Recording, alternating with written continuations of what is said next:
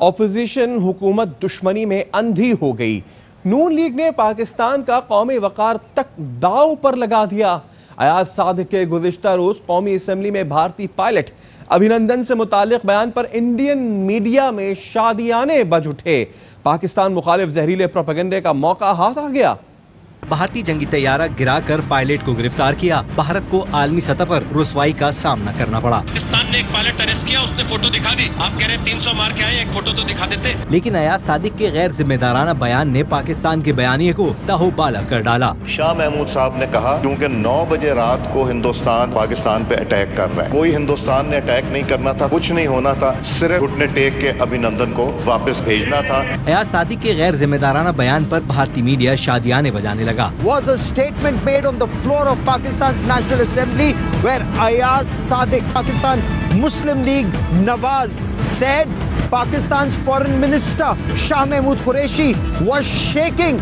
He had sweat when he said, "Khuda ke वास्ते उसे जाने दे." Shah Mahmood Qureshi had said, Wing Commander Abhinandan was not released. India would attack Pakistan. Pakistan के भारतीय pilot को रिहा करने के इक़दाम को दुनिया ने सराहा। नहीं पाकिस्तान, आपने जो सर्जिकल स्ट्राइक करी वो तो ऐसे ही हुआ जैसे कि एक आदमी रात को सो रहा है अपने घर में, आप 12 बजे 1 बजे रात में चुपके से उसके घर में घुसे और वो सो रहा है, उसको एक तमाचा मार के भाग गए। ये हुई आपकी सर्जिकल स्ट्राइक। लेकिन मुस्लिम लीग नून ने पाकिस्तान के अमन के बयानिए को तहोबाला करने की कोशिश की। भारतीय मीडिया को पाकिस्तान मुखालिफ जहरीले प्रोपेगेंडे का मौका हाथ आ गया। पाकिस्तान ने गुज़िश्ता साल 27 फरवरी को भारतीय जारहियत के जवाब में इंडियन एयरफोर्स के 2 जंगी तैयारे तबाह करके पायलट अभिनंदन को गिरफ्तार कर लिया था। वजीर आजम इमरान खान ने बड़ेपन का मुजाहरा किया और कशीदगी कम करने के लिए जज्बा खैर सगाली के लिए अभिनंदन को भारत के हवाले किया था।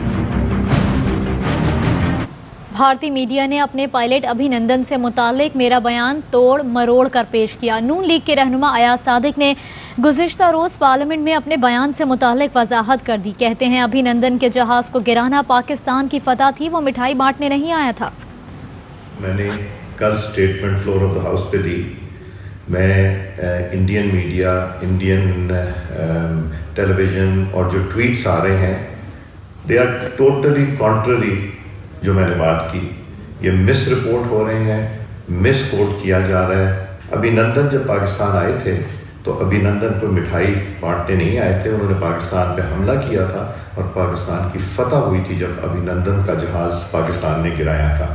मगर जब Imran Khan prime minister of Pakistan ने पार्लियामेंट्री लीडर्स की मीटिंग बुलाई तो जो सिविल लीडरशिप थी जिसमें शाह महमूद कुरैशी साहब और इमरान खान साहब थे, इमरान खान साहब के पास तो इतनी हिम्मत नहीं हुई चूँकि माथे पे इतना पसीना था और परेशान थे।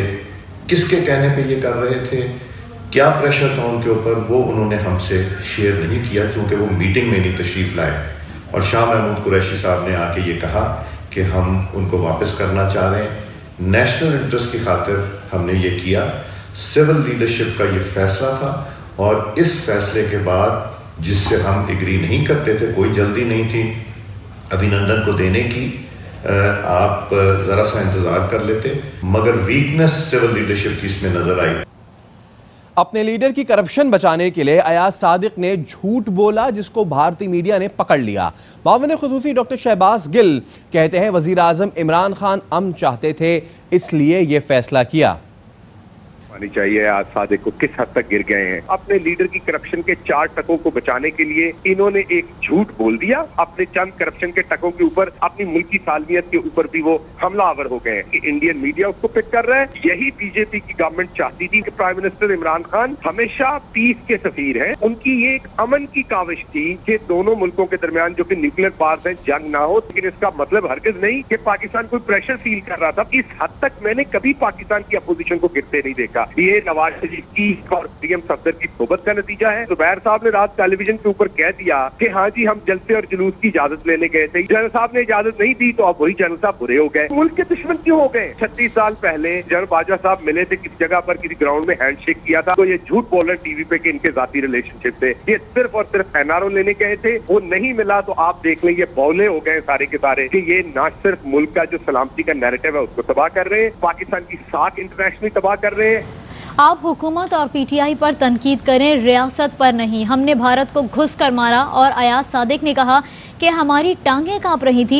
वफाकी वजीर फवाद चौधरी का कौमी असम्बली में इजहार ख्याल। आप इख्तलाफ कीजिए, आप फौज के ऊपर, आप पाकिस्तान की हुकूमत पर तनकीद कीजिए, आप PTI के ऊपर तनकीद कीजिए, आप रियासत के ऊपर तनकीद ना कीजिए।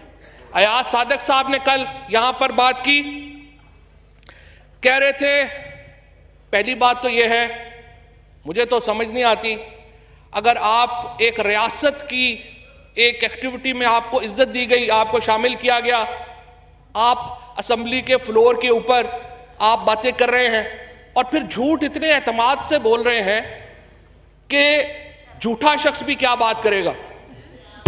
जिस एतमाद से उन्होंने आके ये बातें की यहां पर कि स्पीकर जनाब शाह महमूद कुरैशी साहब की टांगें कांप रही थी, कह रहे थे हिंदुस्तान हमला कर रहा है। हमने हिंदुस्तान को घुस के मारा है जनाब स्पीकर वहां पे। और पुलवामा में जो कामयाबी है, पुलवामा में जो हमारी कामयाबी है, वो इमरान खान की क़यादत में इस कौम की कामयाबी है। उसके हिस्सेदार आप भी सब हैं, उसके हिस्सेदार हम भी सब हैं। और जिस तरीके से आप आके ये बातें करें और आप कहे ये वो फख्र है ऑर्डर प्लीज, जो कि हमारी order in the house please. Pulwama के वाक़े के बाद जिस तरीके से हमने घुस के मारा हिंदुस्तान को, जिस तरीके से हमने घुस के मारा, पाकिस्तान की शाहीनों ने, पाकिस्तान के सिपाह ने, पाकिस्तान के उन अजीम बेटों ने जिस तरह घुस के हिंदुस्तान के अंदर उसकी पिटाई की, वो तो हिंदुस्तान का अपना मीडिया उसके ऊपर शर्मिंदा है।